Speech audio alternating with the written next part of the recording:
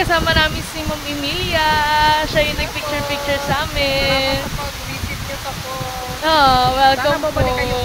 Ay, babalik po kami nas mag-barbecue tayo. Sana kayo yung nasa baba, hindi sa reception. Para kayo pa rin. Centralize yung tip nyo, ma'am, no? Opo. So, para ano, para pantay-pantay lahat. Sabi ko dun talaga. Kasi yung iba hindi mabigyan, tapos yung iba nabigyan para pantay. Para pantay lahat. Eh, gano'n na po kayo katagal nag-guide? Almost 2.5 years. Ah, tagal na din. Malapit na ay, this month pala, 3 years. 3 years na. Ay, March. happy anniv. Usually po hindi, ano yung job nyo prior to this? Ma'am? Ano po yung trabaho nyo before, bago po kayo May malit akong tindahan doon sa lungsod namin. Kaso na yung washout during audit. Oh my God, oo nga, sabi nga nila yung audit nga daw. Kaya ako dito, apply. Pero mas gusto nyo po yung nagtitinda?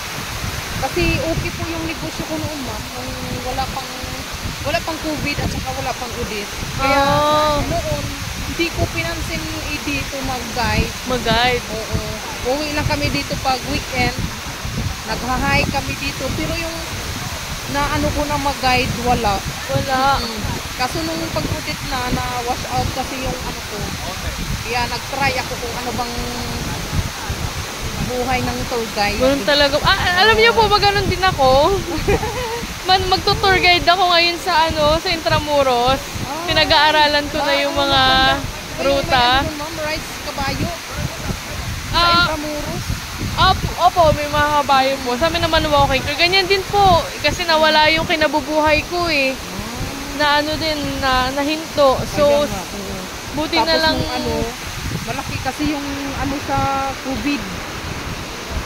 Yun din. Dahan-dahan na yung kita namin. Kasi nung before COVID, okay siya. Ano po yung tinitinda nyo? Grocery, ma'am. Groceries. Opo, sari-sari po. Sari-sari. Malakas ang kita ng sari-sari store. Malapit kasi kami sa market, tapos sa simbahan, saka malapit din sa school, high school. Ay, kaya maganda. Saan kayo bumibili ng paninda? May account ako sa Altoras, ma'am, yung sa market, ay sa mall sa Tagbilaran. Tapos dinideliver na lang. Opo. Ay, hindi ka na pala pupunta doon. Sasabihin mo na lang kunwari, may booking sila tuwing Martes. 10 kilong ganito. Paano po ba yung mga... Merong merchandise, merong mga tingi-tingi din, pwede. Mga bigas? Bigas, mga... Coke, ganyan. Beer. Ang malakas noon, ma'am, sa amin, yung alak. Alak? Alak, mga lasinggiro. Yun, malakas. Lalo na pag pista, yun. Parang divisoria yung namin sayang. Babalik pa po kayo doon o wag? Parang dito na. Kasi kasi nag-rent lang din kami doon kasi bukid kami nag-rent kami sa lungsod. Ngayon, kami kasi yung mag-refer dapat wala namang tira. Kaya binitawan na namin yung paano pong refer? Kasi yung nasira kasi yung mga dinding, mga ganun. Kaya re-refer pa nga. Talaga siya. Totally damage na. Yung bubong, tumutulo. So hindi rin magkano po yung kinikita nyo dati? Yung sa mahina, ma'am, 2,000 per day? Oo. Pag mahina yun. Ano po yung sales? Yes, mahina pa yun. Pag malakas, abot ng mga 5. 5,000 ganun. Tapos pag pista, maabot siya ng 15,000. Kasi yung harapan namin parang... Tuwing kailan yung pesta? July. Opo, July 24 to 26 yung fiesta. So yun talaga dati. Ilang taon yun? Before audit 2021, nag-start ako doon 2017 tapos hanggang 2020. Ang tagal din. Kasi galing kami ng Maynila, hindi na kami bumalik kasi yung... Maynila din. Kaysa Manila. Sa Valenzuela kami. Valenzuela. Sampaloc naman kami. Tapos nung dalaga ako sa Caloocan.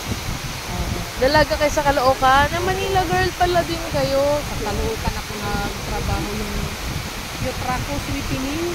Yung gumagawa ng powdered sugar, ma'am, na dinadeliver Ano nila pangalan po? yung powdered sugar, Yutraco. Yutraco. Paano ba rin Yutraco po ngayon? Industrial Inc. Sa may bagong barrio yun sa Caloocan. Sa Caloocan. Yung matagal din ako dun.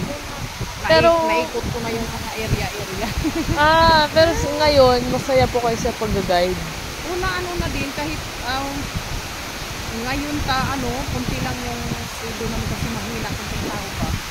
Pag summer kasi madami. Ano po yung summer? April, May? Opo.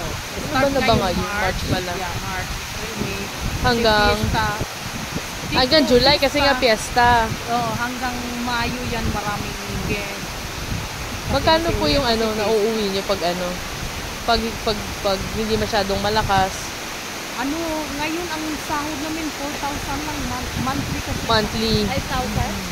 4,000.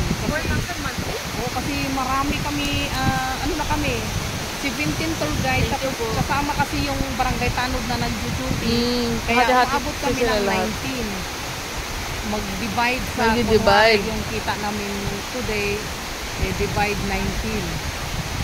Kaso may estudyante kami dalawa, so Sabado-Linggo lang yan sila nandito. Pag malakas, Yung December, umaabot yung sahod namin na 7,000 pag wala kang absent. pag wala kang abis mo. Pero gusto niyo pa po magtayo ng sarili. Opo. Kasi wala ka sarili hawak mo oras mo eh. Oo. Talaga Kaya eh. sayang din. Ganun Tapos, din talaga pag business, hawak ko oras. Kaya nga, saka walang pag ganito kasi may adjust ka lang kasama. Kaya minsan nakakapangano din. Ay, na lang kayo po. Minsan nakakainis din, di ba, yung kasamahan natin. Siyempre, iba-iba naman ang tao, kaya kailangan may adjusting period. Pero ganun din, kaya rin kami nandito kasi problemado din kami sa kanila. Natanggal din yung mga namin, yung mga pinagkakakitaan namin and all. Sayang. Hindi nga namin paano kami nakapunta dito eh. Biglaan lang eh. Mga magic lang na nangyari. Kaya yun. Kaya mo ate. Kabangon din tayo. Kabangon din tayo. Sure tayo.